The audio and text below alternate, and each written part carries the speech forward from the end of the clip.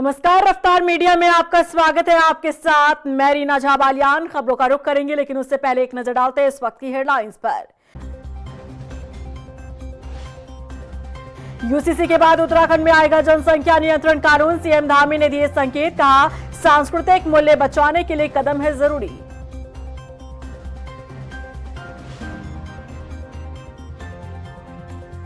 पश्चिम बंगाल में सीएम धामी ने भरी चुनावी हुंकार। बीजेपी प्रत्याशियों के लिए बनगांव में किया रोड शो, जनता से की वोट की अपील।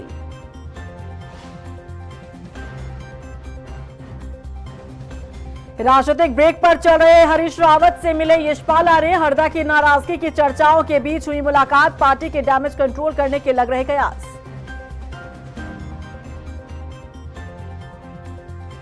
देहरादून जीएम के खिलाफ वकीलों ने शुरू किया हड़ताल। जिलाधिकारी के ट्रांसफर की कर रहे मांग। रजिस्ट्रार कार्यालयों में नहीं हुआ कोई काम। और चलिए अब बुलेटिन की शुरुआत कर लेते हैं। मुख्यमंत्री पुष्कर सिंह धामी सोमवार को बीजेपी स्टार प्रचारक के तौर पर पश्चिम बंगाल पहुंचे, जहां उन्होंने बनगांव में रोड शो किया। इस दौरान बड़ी संख्या में जनसैलाब उमड़ा। वहीं बीजेपी कार्यकर्ताओं में भी जबरदस्त उत्साह देखने को मिला। बीजेपी कार्यकर्ताओं ने मुख्यमंत्री धामी का भव्य स्वागत किया। इस मौके पर सीएम धामी ने बीजेपी प्रत्याशी के समर्थन में चुनावी प्रचार कर वोट की अपील की। उत्तराखंड में अब धामी सरकार जनसंख्या नियंत्रण कानून लागू करने की दिशा में काम कर रही है। इसके पीछे का कारण डेमोग्राफिक चेंज बताया जा रहा है। सूबे के मुखिया पुष्कर सिंह धामी का कहना है कि देवभूमि की सांस्कृतिक मूल्य को बचाए रखने के लिए ये कदम जरूरी है। वहीं कैबिनेट मंत्री खजान दास और बीजेपी प्रदेश अध्यक्ष महेंद्र भट्ट ने भी इस कानून का समर्थन किया है। राज्य के अंदर राज्य की डेमोग्राफी न बदले, यहाँ के सांस्कृतिक मूल्य खराब न हो, यहाँ किसी भी प्रकार की घुसपैठ न हो, उन सब के लिए हम प्रयास कर रहे हैं। और आगे समान नागरिक संहिता का कानून सबसे पहले देवभूमि उत्तराखंड में ही देश की आज़ादी के बाद लागू हुआ है। तो आगे के जो भी कानून होंगे उन सब पर चर्चा करके हम लोग आगे बढ़ेंगे। देखिए, मैंने कहा ना, उत्तराखंड के अंदर उत्तराखंड के मुख्यमंत्री जी नज़ीर पेश करते हैं। अनेकों जो भी कानून उन्होंने यहाँ लागू किए, बाद में देखा देखी और उससे प्रेरित होकर अनेकों राज्यों ने उसको प्रारंभ किया। यूसीसी का उदाहरण है। अभी गुजरात ने किया है, बहुत जल्दी राजस्थान करेगा, मुझे पूरा विश्वास है। अनेकों राज्यों के अंदर यूसीसी के कानून बनेंगे और धीरे धीरे माहौल बनेगा और देश के अंदर भी ये कानून विधि से लागू होगा। इसी प्रकार जनसंख्या भी एक अभिशाप है। जनसंख्या जिस में बढ़ती है, अगर हमारी प्रदेश सरकार ऐसा कानून लाते है तो उस कानून का हम स्वागत करेंगे। 14 अप्रैल को प्रधानमंत्री नरेंद्र मोदी उत्तराखंड दौरे पर आ रहे हैं। ऐसे में बीजेपी संगठन ने तैयारी शुरू कर दी है। जानकारी के मुताबिक पीएम मोदी अपने इस दौरे में राज्य को दिल्ली देहरादून एक्सप्रेसवे का उद्घाटन कर बड़ी सौगात देने जा रहे हैं। बीजेपी प्रदेश अध्यक्ष महेंद्र भट्ट ने बताया कि पीएम राजधानी देहरादून स्थित महिंद्रा ग्राउंड में एक जनसभा को संबोधित करेंगे। लिहाजा इस कार्यक्रम को सफल बनाने के लिए बीजेपी कार्यकर्ता तैयारियों में जुट चुके हैं। 14 तारीख को देश के यशस्वी प्रधानमंत्री जी फिर देवभूमि उत्तराखंड आ रहे हैं। हम सब लोग उनके स्वागत के लिए आतुर हैं। बड़ी संख्या में एक बड़ी जनसभा हम यहाँ पर करने वाले हैं। और मैं कह सकता हूँ कि प्रधानमंत्री जब भी उत्तराखंड आते हैं, उत्तराखंड के लिए कुछ देकर जाते हैं। इस बार भी सड़क का लोकार्पण करने वाले हैं।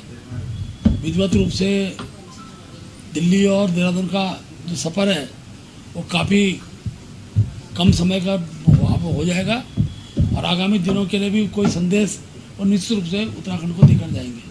देश भर में बीजेपी के 47वें स्थापना दिवस पर कार्यक्रमों का आयोजन किया गया और इसी कड़ी में देहरादून के पार्टी प्रदेश कार्यालय में बीजेपी प्रदेश अध्यक्ष महेंद्र भट्ट ने यहां पर, आपको बता दें, झंडा फहराया। इस मौके पर महेंद्र भट्ट ने कहा कि सभी कार्यकर्ताओं के आशीर्वाद से आज भारतीय जनता पार्टी सबसे बड़ी पार्टी बनी है। सबसे ज्यादा सांसद हमारी पार्टी में है और मैं सभी कार्यकर्ताओं का धन्यवाद करता हूं जिनके दम पर आज पार्टी इस मुकाम तक पहुंची है। वहीं कैबिनेट मंत्री खजान दास ने कहा कि कड़ी मेहनत और संघर्ष के बाद आज भारतीय जनता पार्टी विश्व की सबसे बड़ी पार्टी बनी है।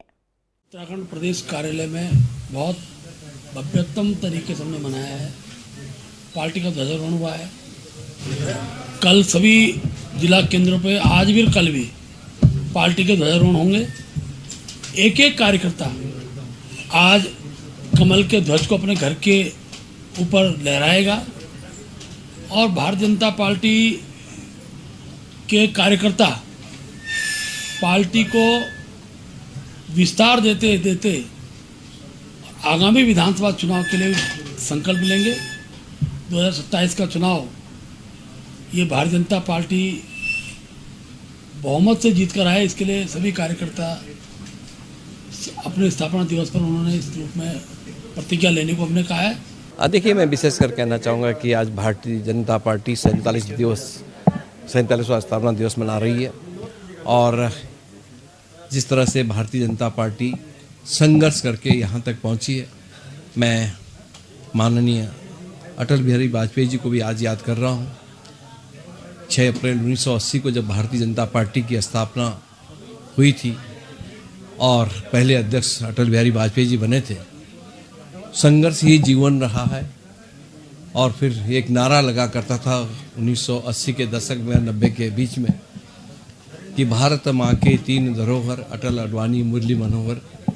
आज उसको आगे बढ़ाने का काम देश के प्रधानमंत्री नरेंद्र मोदी जी कर रहे हैं। पूरी टीम के साथ भारत को आज ऊंचाई तक पहुंचाने का काम नरेंद्र मोदी जी ने किया है। मंत्री सुबोध उनियाल ने जब से स्वास्थ्य विभाग की जिम्मेदारी संभाली है तब से ही वो एक्शन मोड में नजर आ रही हैं। एक के बाद एक सरकारी अस्पताल का औचक निरीक्षण कर रहे हैं। टिहरी के जिला अस्पताल में उस वक्त हड़कंप मच गया जब अचानक स्वास्थ्य मंत्री सुबोध उनियाल पहुंच गए। अस्पताल के शौचालय में गंदगी देखकर मंत्री जी भड़क उठे। देखिए रिपोर्ट। बीमार आदमी को तो और बीमार करोगे, एक्शन मोड में मंत्री सुबोध उनियाल, लापरवाही देख मंत्री जी ने लगाई फटकार। सरकारी अस्पतालों का किया औचक निरीक्षण। टिहरी जिला अस्पताल में मिली खामियां, शौचालय में गंदगी देख भड़क उठे सुबोध उनियाल।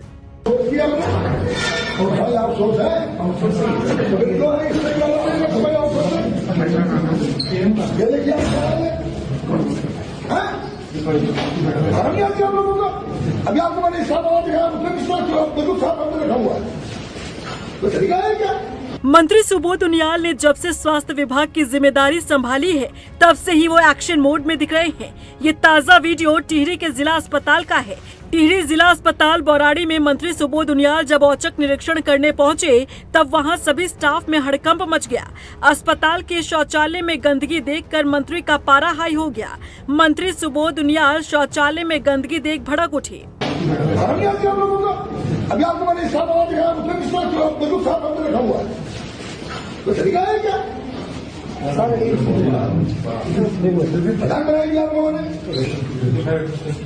जब आपकी हाउस हो सकते तो ऐसे विरोधता रखी है तो तरीका है। इससे मुझे मालूम होता है कि हॉस्पिटल का भी सफर किया मैं टॉयलेट देख रहा हूँ। आप पहले स्टाफ का भी देखता हूँ, स्टाफ वाले में कोई इसमें नहीं था। सुबोध उनियाल ने इस लापरवाही के लिए एक्शन भी लिया। बौराड़ी में वार्ड नर्सिंग ऑफिसर को सस्पेंड करने का आदेश दे दिया। स्टाफ वाला तो टॉयलेट कोई इसमें नहीं है। अभी 2 टॉयलेट नंबर 3 टॉयलेट ब्लॉक हो रखे हैं। कंप्लेंट किया आपने, दिखाइए है कंप्लेंट की आपकी? आपको तो ऐसा पता है बीमार आदमी को टॉयलेट में तो आप बीमार करोगे, सस्पेंड करिए। बता दें कि सुबोध उनियाल इससे पहले कई सरकारी अस्पताल का हाल जानने के लिए अचानक ही पहुंच चुके हैं। स्वास्थ्य मंत्री का पद संभालते ही उत्तराखंड के सबसे बड़े सरकारी अस्पताल का उन्होंने औचक निरीक्षण किया। पहले दून अस्पताल पहुंचे, इसके बाद कोरोनेशन, ऋषिकेश और फिर अब टिहरी जिला अस्पताल पहुंचकर वहां की व्यवस्थाओं को उन्होंने परखा और खामियां पाने पर लापरवाह अधिकारी और कर्मचारियों को जमकर फटकार लगाई। अब देखना होगा मंत्री सुबोध उनियाल का ये एक्शन मोड कब तक बरकरार रहता है। रफ्तार मीडिया के लिए देहरादून से सुशांत सिंह के साथ ब्यूरो रिपोर्ट। पस्त पड़ी कांग्रेस किसी तरह से खुद को जिंदा करने की कोशिश कर रही थी कि एक नाम ने पूरी कांग्रेस को फिर से उसी पटरी पर लाकर छोड़ दिया जहां से पार्टी ने स्पीड पकड़ी थी। संजय नेगी की ज्वाइनिंग ना होने को लेकर कांग्रेस में इस कदर कलह शुरू हुई जो 2027 का सियासी खेल पार्टी के लिए खराब कर सकती है। संजय नेगी को लेकर हरदा आखिर क्यों इतने सीरियस है, देखिए इस रिपोर्ट में। कांग्रेस की कलह पार्टी पर भारी, कैसे होगी 2027 की तैयारी? संजय नेगी को लेकर हरदा क्यों सीरियस? कांग्रेस को ऐसे कैसे मिलेगी सक्सेस? कितनी मुश्किल से तो उत्तराखंड कांग्रेस ने 2027 चुनाव के लिए जीत का दम भरते हुए खुद को जिंदा करने की कोशिश की, लेकिन पार्टी फिर से उसी ट्रैक पर वापस लौट आई जहां से स्पीड पकड़ी थी।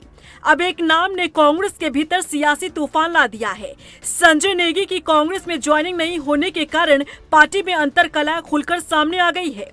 रामनगर के जाने माने जमीनी नेता और पूर्व ब्लॉक प्रमुख संजय नेगी की कांग्रेस में ज्वाइनिंग को लेकर पार्टी के भीतर ही इतना विरोध उठ खड़ा हुआ कि मामला हाईकमान तक जा पहुंचा।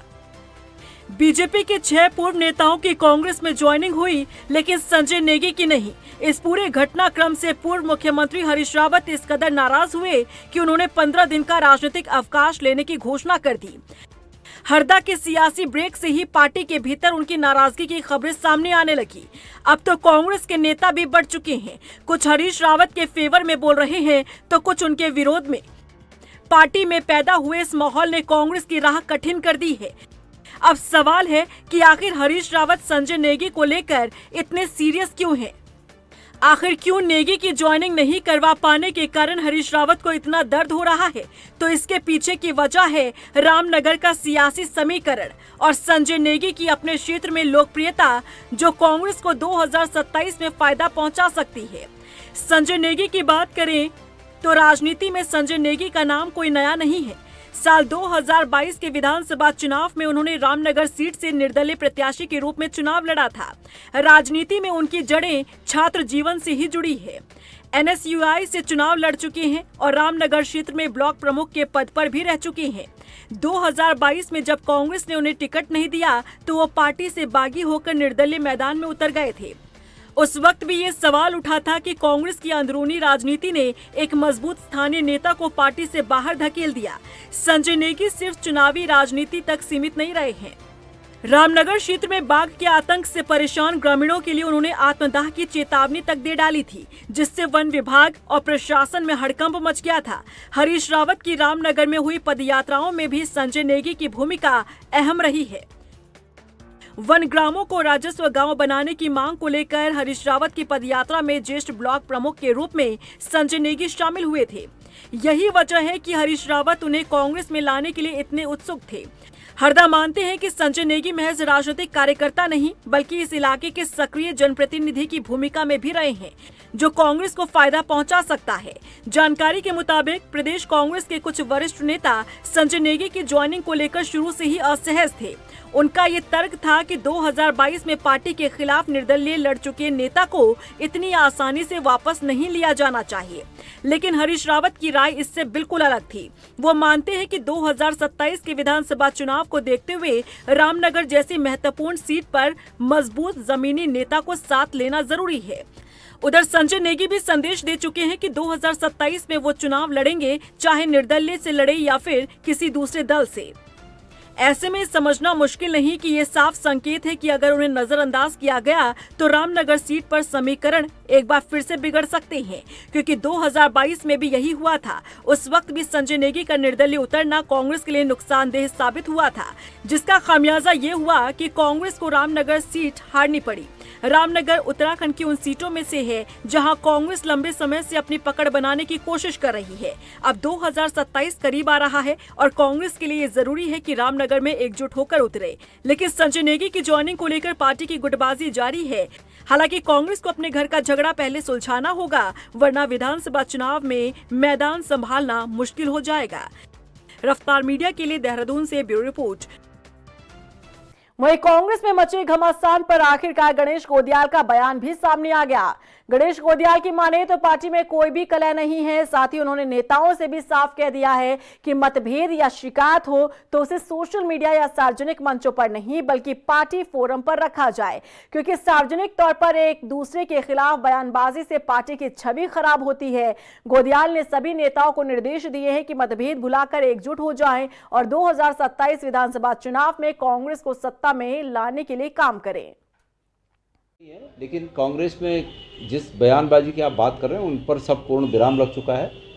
मैंने सभी नेताओं से ये अपील की है कि जो भी बातें कहनी है वो पार्टी फोरम पर कहें और आप सभी जानते हैं कि उसके बाद उस पर पूर्णतया विराम लग गया। ऐसी कोई बात नहीं। अब सब लोग इस बात में जुटे हैं कि हमारी राज्य के प्रभारी, कांग्रेस प्रभारी आदरणीय शैलजा जी 5 दिन के उत्तराखंड के दौरे पर आ रही हैं। सभी नेता लोग उसके तैयारी में लगे हैं, उन कार्यक्रमों की तैयारी में लगे हैं और अब ऐसी कोई अलग से कोई ऐसी बात नहीं है। देहरादून में पीआरडी स्वयंसेवकों का धरना आखिरकार समाप्त हो गया। सचिवालय में मंत्री रेखा आर्य के साथ हुई बैठक के बाद स्वयंसेवक धरना खत्म करने पर राजी हो गए। बैठक में 365 दिन रोजगार, होमगार्ड के समान मानदेय और डीए समेत कई मांगों पर चर्चा हुई, जिस पर मंत्री रेखा आर्य ने जल्द प्रस्ताव कैबिनेट में लाने का आश्वासन दिया।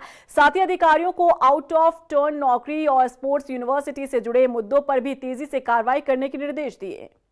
उनका वेतनमान भी और उनका जो है उनका डीए भी होमगार्ड की तर्ज पर जो है उनको दिया जाए। दूसरी मांग थी कि उनको 365 दिनों का रोजगार भी जो है वह दिया जाए। और मैं समझती हूँ कि इन दोनों विषयों पर पीआरडी जवानों के संगठन के लोग आमंत्रित थे और उनके साथ संवाद हुआ। विभाग के अधिकारी भी मौजूद थे। सभी के मध्य में मध्यस्थता करते हुए आज की ये बैठक हुई और बैठक में ये निर्देश विभाग के अधिकारियों को दे दिए गए हैं कि हमारे पीआरडी जवान हमारे विषम परिस्थितियों में काम करते हैं, लॉ एंड ऑर्डर की सिचुएशन में भी काम करते हैं और अन्य कई सारे ऐसे कार्य हैं जो कि पीआरडी जवान द्वारा जो है वो निष्पादित किए जाते हैं। तो इनकी भावनाएं हैं कि हमारे को होमगार्ड के तर्ज पे जो है हमको मानदेय हो, हमको जो है सैलरी अथवा हमारे को डीए मिले, तो विभाग उसका प्रस्ताव जो है वो तैयार करे और विभाग उसके प्रस्ताव को शीघ्र तैयार करते हुए जल्द से जल्द कैबिनेट में लेके आने का काम करे। ये निर्देश जो है आज गए हैं। केदारनाथ में लगातार हो रही बर्फबारी के चलते यात्रा शुरू से पहले प्रशासन को दिक्कतों का सामना करना पड़ रहा है। इसी को लेकर रुद्रप्रयाग डीएम विशाल मिश्रा का बयान सामने आया। उनका कहना है कि बार बार बर्फबारी से थोड़ी सी चुनौतियां बढ़ी है। बर्फबारी के चलते कार्य भी प्रभावित हुआ है। ऐसे में लेबर्स की संख्या बढ़ा दी गई है और लगातार मॉनिटरिंग भी की जा रही है। केदारनाथ में थोड़ी सी चुनौतियां बढ़ी हैं क्योंकि केदारनाथ धाम में बार बार बर्फबारी हो रही है और बर्फबारी के कारण हमारा थोड़ा सा कार्य प्रभावित हो गया है, परंतु हम उन्होंने लेबर्स भी बढ़ा दिए और हम कंटिन्यूस मॉनिटर भी कर रहे हैं। कुछ चीज़ें प्रकृति की हैं, तो प्रकृति जैसा जो भी चुनौतियां पेश कर रही है, हमारी पूरी टीम उसके लिए तैयार है। इस साल केदारनाथ धाम में बीकेटीसी ने मोबाइल से रील और ब्लॉग बनाने पर रोक लगाई है। पिछले साल धार्मिक स्थलों में रील और ब्लॉग बनाने को लेकर हुए विवाद के बाद से ये निर्णय लिया गया। इस पर रुद्रप्रयाग डीएम ने भी तीर्थयात्रियों से अपील की है कि रील और ब्लॉगिंग से बचें और निर्धारित दूरी तक ही मोबाइल लाएं। डीएम ने श्रद्धालुओं से अपील की है कि नियमों का पालन करें और धार्मिक स्थानों का सम्मान करें। डीएम ने कहा कि आने वाले समय में लोगों के सुझाव लेकर यात्रा को और बेहतर बनाने पर काम करेंगे।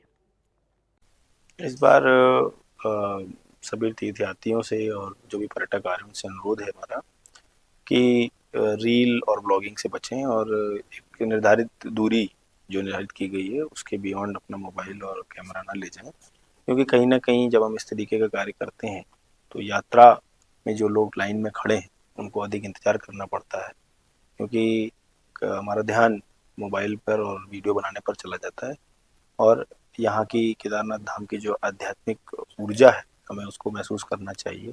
चारधाम यात्रा के मद्देनजर पुलिस प्रशासन अलर्ट मोड पर है। रुद्रप्रयाग पुलिस ने हेली सेवा के नाम पर तीर्थयात्रियों के साथ साइबर ठगी करने वालों के खिलाफ मोर्चा खोल दिया। अब तक करीब 265 websites, Facebook page, Instagram page और मोबाइल नंबर्स को ब्लॉक किया जा चुका है। इसके अलावा यात्रियों से हेली सेवा के लिए IRCTC की ऑफिशियल वेबसाइट पर बुकिंग की अपील की जा रही है ताकि श्रद्धालु हेली सेवा के नाम पर होने वाले साइबर फ्रॉड से बच सके। जनपद रुद्रप्रयाग पुलिस श्री केदारनाथ धाम यात्रा 2026 में आने वाले सभी श्रद्धालुओं का हार्दिक स्वागत करती है। इस यात्रा के दृष्टिगत हमारे द्वारा साइबर अपराध के विरुद्ध जीरो टॉलरेंस की नीति अपनाई गई है। हमारी पुलिस द्वारा लगातार डिजिटल स्पेस की निगरानी की गई है, जिसके क्रम में हमारे द्वारा अभी तक 265 Facebook account, Instagram account, websites, bank accounts और मोबाइल नंबर्स के विरुद्ध कार्रवाई की गई है। हेलीकॉप्टर के माध्यम से श्री केदारनाथ धाम आने वाले सभी श्रद्धालुओं से हमारी अपील है कि हेली सेवा की बुकिंग हेतु एकमात्र अधिकृत लिंक heliyatra.irctc.co.in है।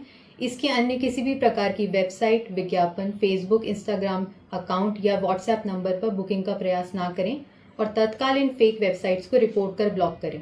किसी भी साइबर अपराध का शिकार होने पर तत्काल 1930 पर अपनी शिकायत दर्ज कराएं।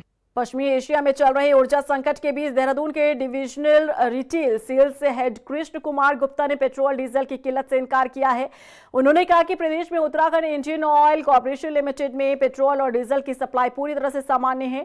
कृष्ण कुमार गुप्ता ने बताया कि सभी पेट्रोल पंप पर पर्याप्त स्टॉक उपलब्ध है। रुड़की और सितारगंज टर्मिनल से सप्लाई सुचारू रूप से जारी है। इसके अलावा प्रदेश में पीएमजी कनेक्शन बढ़ाने पर जोर दिया जा रहा है। यदि पेट्रोल पंप्स की तो पूरे उत्तराखंड में लगभग 978 पेट्रोल पंप हैं, जिसमें से IOCL का मेजर शेयर है। IOCL के 431 हैं, भारत पेट्रोलियम के 214 है, HPC के 254 है, रिलायंस के 28 है, नायरा के 51 है। MSHSD में सबके पास पंपों पे स्टॉक अवेलेबल है। जो हमारे टर्मिनल्स हैं वहाँ भी स्टॉक अवेलेबल है और उनका जो सप्लाई चेन है वो पूरी तरह से निर्बाध गति से पूरी तरह से सप्लाई मिल रही है उनको। अब बात करते हैं हम लोग LPG की। तो LPG में जैसे आपको सबको बता दें 60% जो नीड है वो इंपोर्ट होता है। तो LPG में और जितनी भी हमारी रिफाइनरीज हैं वो पूरी फुल कैपेसिटी पे काम कर रही हैं और कुछ मॉडिफिकेशन भी किए गए हैं रिफाइनरीज में, जिससे LPG का प्रोडक्शन थोड़ा बढ़ पाए, तो उससे भी थोड़ा LPG की कमी पूरी हो रही है। देहरादून के थाना प्रेमनगर क्षेत्र में करीब 2 साल पहले एक 18 साल के युवक क्षितिज चौधरी की डंपर की चपेट में आने से दर्दनाक मौत हो गई थी, जिसके आरोपियों को अब तक पकड़ा नहीं गया। लेकिन उसकी मां अपने बेटे को इंसाफ दिलाने के लिए पिछले 2 सालों से लगातार देहरादून के थाने और चौकियों के साथ साथ पुलिस अधिकारियों के चक्कर काट रही है। देखिए रिपोर्ट। 2 साल से इंसाफ के लिए भटक रही मां, सड़क हादसे में गई थी बेटे की जान, आरोपी तक नहीं पहुंच पाई पुलिस।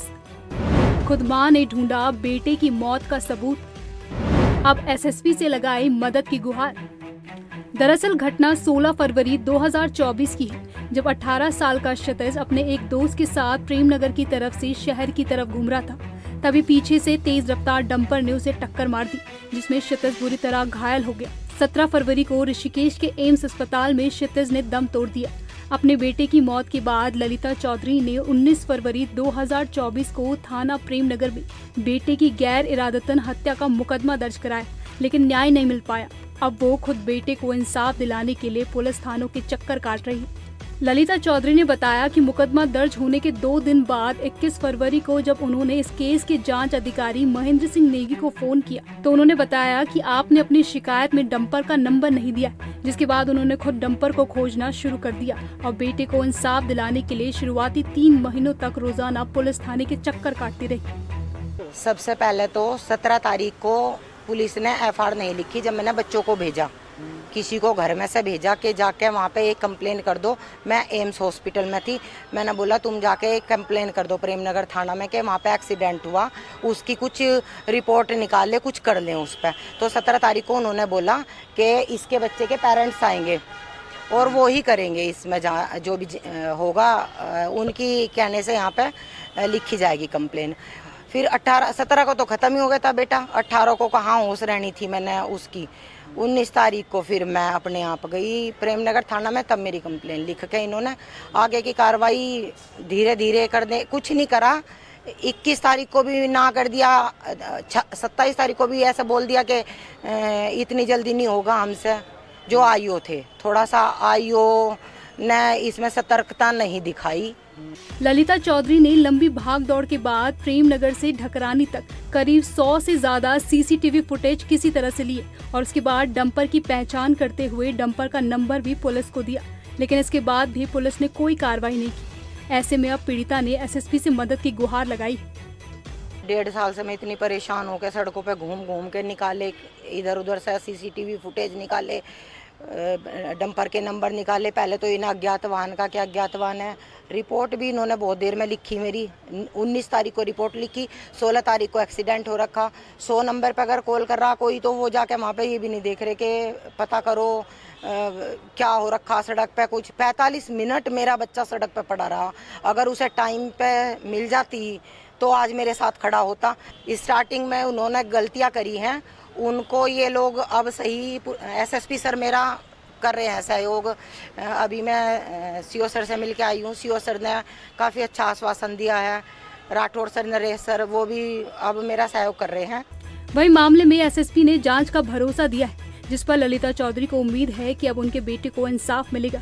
एसएसपी ने मामले में थाना प्रेमनगर प्रभारी को दोबारा से जांच के आदेश दिए। एसएसपी का कहना है कि जांच में जो भी दोषी पाया जाएगा उसके खिलाफ कड़ी कार्रवाई होगी।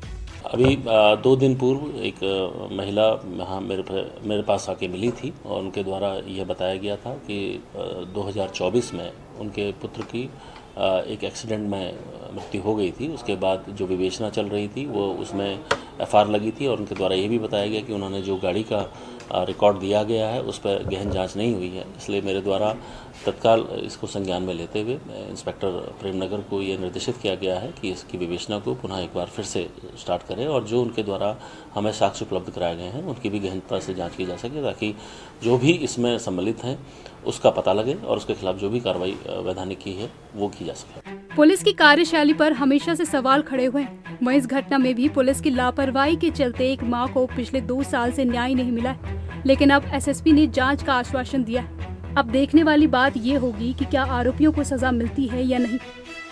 रफ्तार मीडिया के लिए हिमांशु चौहान की रिपोर्ट। राजधानी देहरादून के राजपुर इलाके में हुए रिटायर्ड ब्रिगेडियर गोलीकांड मामले में एक और आरोपी वैभव कुमार गिरफ्तार हो चुका है।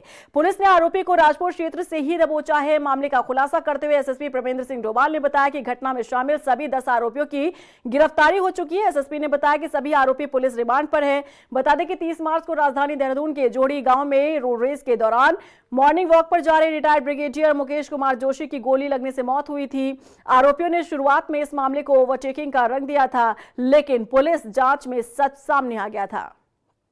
ब्रिगेडियर मुकेश जोशी साहब की हत्या में जो 10 लोग जो नामजद थे या प्रकाश में आए थे, उनमें अभी कुछ दिन पूर्व ही 2 अभियुक्तों को मुठभेड़ में पुलिस ने गिरफ्तार किया था। बाकी पूर्व में 7 अभियुक्त गिरफ्तार किए जा चुके थे। उनके कुल मिला के 9 अभियुक्तों को अब तक अरेस्ट किया जा चुका था और जो लास्ट में एक अभियुक्त वैभव अभी फरार चल रहा था, उसको भी पुलिस के द्वारा गिरफ्तार कर लिया गया है। संपूर्ण विवेचना में जो हमारी कार्रवाई है वो बिल्कुल पॉजिटिवली सही दिशा पर चल रही है और हत्या के मुकदमे में ही इनको सबको अरेस्ट किया गया है। प्रदेश में सीएम धामी के निर्देश पर पुलिस प्रशासन ऑपरेशन प्रहार के तहत लगातार कार्रवाई कर रही है और इसी कड़ी में रुड़की की मंगलौर पुलिस भी लगातार अपराधियों पर कार्रवाई कर रही है। एसएसपी नवनीत भुल्लर के निर्देश पर मंगलौर पुलिस ने भी ऑपरेशन प्रहार के तहत फरार वारंटियों के खिलाफ सख्त कार्रवाई की, जहां ग्राम ब्रह्मपुर जट में पुलिस ने ढोल नगाड़ों के साथ कुर्की अभियान चलाया और वारंटी सौकृत उर्फ साहूकार के घर से घरेलू सामान जब्त किया, तो वही वारंटी रवि के घर से भी सामान जब्त कर कुर्की की कार्रवाई की गई। रुड़की के बुग्गावाला थाना क्षेत्र में 3 तलाक का मामला सामने आया है, जहां बंदरजूट गांव की एक महिला ने अपने पति पर 3 तलाक देकर मानसिक और शारीरिक प्रताड़ना का आरोप लगाया है। पति ने 3 तलाक देकर महिला को घर से निकाल दिया। महिला की शिकायत पर पुलिस ने तुरंत मुकदमा दर्ज कर जांच शुरू कर दी है। एसएसपी नवनीत भुल्लर ने कहा कि महिलाओं की सुरक्षा सर्वोच्च प्राथमिकता और दोषियों के खिलाफ कड़ी कार्रवाई की जाएगी। इसमें बुग्गावाला थाना क्षेत्र में बंदरजूट एक विलेज है, तो वहाँ से कल एक शिकायत आई थी। एक महिला द्वारा ये बताया गया था कि उसके पहले दहेज के लिए प्रताड़ित करते रहे उसको ससुराल वाले उसको, और बाद में उसके पति ने मौखिक रूप से उसको तलाक दे दिया और उसके बाद घर से निकाल दिया। तो इस संबंध में मुकदमा लिखा गया है, जिसमें कि डॉरी प्रोविजन एक्ट का सेक्शन 3 और 4 है, और उसके अलावा जो हमारे स्टेट गवर्नमेंट का मुस्लिम महिला विवाह पर अधिकारों की सुरक्षा अधिनियम 2019, इसका सेक्शन 3 और 4 है। BNS 115(2) है और BNS 85 है। सर, मेरा नाम शाहीन है। जब से मेरी शादी हो रखी है मेरे साथ गंदा व्यवहार हो रहा था और अब तक मैं सहती रही। मैंने अपने घर भी नहीं बताया। हद से पार हो गई ये बात। अब मैंने अपने घर और मेरे साथ मेरी सासू लड़के को छोटी छोटी बातें बताकर मार पिटाई करवाती थी। और इसी के साथ फिलहाल इस बुलेटिन में बस इतना ही, लेकिन चलते चलते एक नजर डालते हैं इस वक्त की हेडलाइंस पर। यूसीसी के बाद उत्तराखंड में आएगा जनसंख्या नियंत्रण कानून। सीएम धामी ने दिए संकेत, कहा सांस्कृतिक मूल्य बचाने के लिए कदम है जरूरी।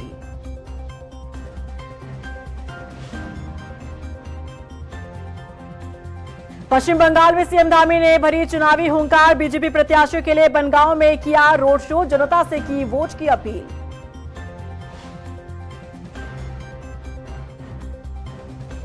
राजनीतिक ब्रेक पर चल रहे हरीश रावत से मिले यशपाल आर्य। हरदा की नाराजगी की चर्चाओं के बीच हुई मुलाकात। पार्टी के डैमेज कंट्रोल करने के लग रहे कयास।